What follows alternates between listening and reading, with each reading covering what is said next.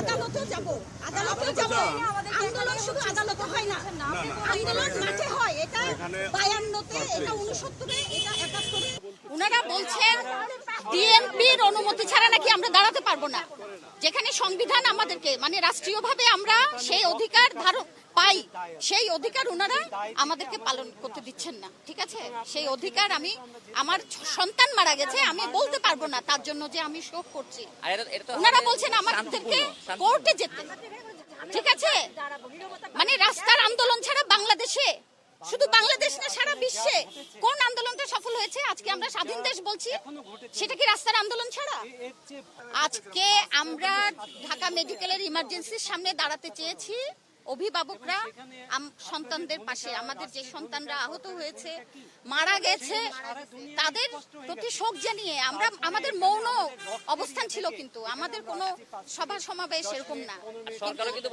এবং আমরা বলেছি আমরা 10 মিনিট চাই, ওনারা সেই 10 মিনিটটাও আমাদেরকে দিতে চাচ্ছেন না।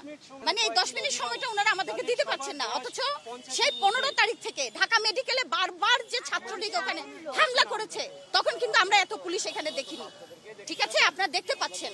14 দিন আগের কথা, 14-15 দিন আগে আমার বড় ছেলে পেটে অসুখ, তাকে নিয়ে ঢাকা মেডিকেলে আসছিলাম আমি ট্রিটমেন্ট দেওয়ার জন্য। এসে দেখি ওই যে কোটা সংস্কারের নিয়ে ওরা আহত অবস্থায়। ওই মুহূর্তে আমি তো সাধারণ, আমি তো পক্ষ বিপক্ষে কেউ না, আজও না, কিন্তু আমি কিন্তু সাধারণ অভিভাবক হিসাবে এসেছি। তখন পরপর কয়েকবার অ্যাটাক হলো ঢাকা মেডিকেলের মধ্যে। আমার বড় ছেলেকে আমি নিয়ে আসছিলাম, ওই অ্যাটাকের কারণে আমার ছোট ছেলেটা পায়ে ইনজুর্ড হলো। তখন ঢাকা মেডিকেলের যে প্রধান ব্রিগেডিয়ার জেনারেল, ওনার কাছে বারবার আকুতি জানালাম যে আমাদেরকে নিরাপত্তা দেন। তখন উনি অসহায়ের মতো বলছেন আমি তো কিছু করতে পারছি না। এখন কথা হচ্ছে যখন অ্যাটাক হয় তখন প্রশাসন বলে আমরা কিছু করতে পারতেছি না, আর যখন আমরা সাধারণ মানুষ হিসাবে দাঁড়াইতে চাই তখন এত পুলিশে বাধা বা প্রশাসনের বাধা। এটা আমরা মানে কোথায় আছি? তারা আমাদেরকে গুলি করে মেরে ফেলেন, বুকটা খুলে দিয়ে গুলি করে মেরে ফেলেন আমাদেরকে। আমি তো কোটার পক্ষে বিপক্ষে বলছি না, আবারও বলছি আমার সাধারণ সন্তান আহত হয়েছিল, সেই দুঃখ থেকে আমি এখানে আসতে পারবো। আমাদের রক্তের প্রতি আমাদের যে সম্মান, আমাদের যে কয়েক শত সন্তানকে হত্যা করা হয়েছে, সেই হত্যার প্রতিবাদে আমরা কিছু অভিভাবক এখানে মৌন সমাবেশ আহ্বান করেছিলাম এবং সেখান থেকে আমরা চেয়েছিলাম এই আইন শৃঙ্খলা রক্ষাকারী বাহিনী যখন আমাদেরকে বলেছে যে এখানে সমাবেশ করা যাবে না, তখন আমরা বলেছি যে আমরা এখানে অভিভাবক, সবাই এখানে 50 ঊর্ধ্ব মানুষ এখানে, আমরা দেখতে পাচ্ছেন আমরা কারা এসে হাজির হয়েছি।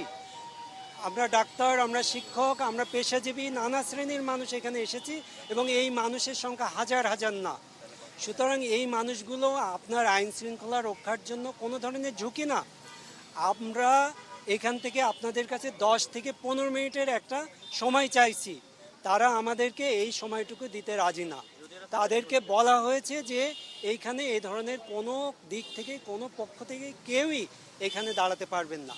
আমরা তাদেরকে বলেছি যে আমরা 10 মিনিট দাঁড়িয়ে আমরা আমাদের আহত সন্তান কিংবা মানুষের কাছে যাব, আমাদের সাথে অনেক ডাক্তার এসে হাজির হয়েছেন, তাদের খোঁজ খবর নিব, আমরা প্রয়োজনে তাদের পাশে দাঁড়ানোর একটা উদ্যোগ গ্রহণ করব। এই জন্য আমরা আসলে এই মৌন সমাবেশ ডেকেছি।